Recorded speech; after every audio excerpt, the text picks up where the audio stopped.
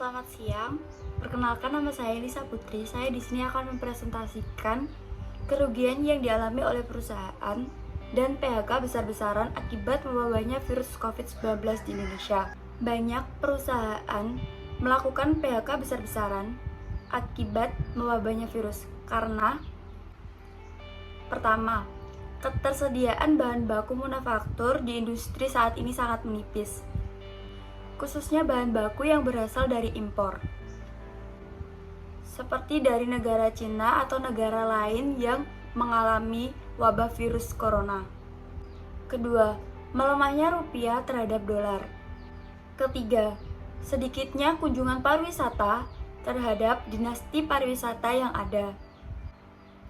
Keempat, anjloknya harga minyak dan indeks harga saham gabungan atau disebut juga dengan IHSG.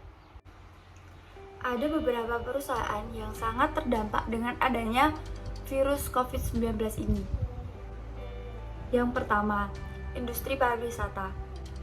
Banyak sekali negara-negara yang memperlakukan lockdown, sehingga banyak tempat wisata atau pariwisata ditutup. Karena di tempat wisata dapat menjadi penyebaran untuk COVID-19 tersebut. Kedua, industri maskapai penerbangan. Dengan adanya penutupan sejumlah bandara atau wilayah, sehingga banyak penerbangan yang ditunda atau ditutup untuk sementara waktu, sehingga industri penerbangan mengalami kerugian yang sangat banyak. Industri manufaktur. Namun, pada industri ini sangat berhati-hati dalam melakukan PHK. Karena dalam industri ini dibutuhkan karyawan dengan yang sangat terampil. UMKM. Para pelaku UMKM sangat merasakan imbas dari COVID-19 ini. Dengan adanya COVID-19 ini, bisnis mereka terhenti atau tidak berjalan. PHK besar-besaran. PHK besar-besaran tidak dapat dihindari lagi, karena ini terjadi bukan hanya di Indonesia, tapi terjadi di semua negara yang terdampak COVID-19. Yang lebih parahnya, skenario terburuk, PHK dapat bertambah hingga 5,23 juta. Pemerintah juga sudah mengklaim bahwa PHK sudah menjadi jalan akhir.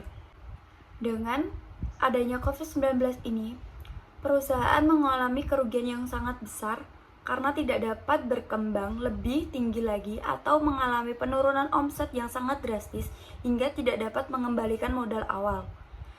Dan juga para korban PHK atau orang yang kena PHK mengalami krisis ekonomi yang sangat drastis.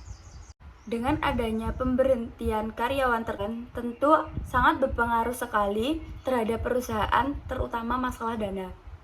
Karena pemberhentian karyawan memerlukan dana yang cukup besar, di antaranya untuk membayar pensiunan dan pesangon karyawan-karyawan dan juga tunjangan-tunjangan lainnya.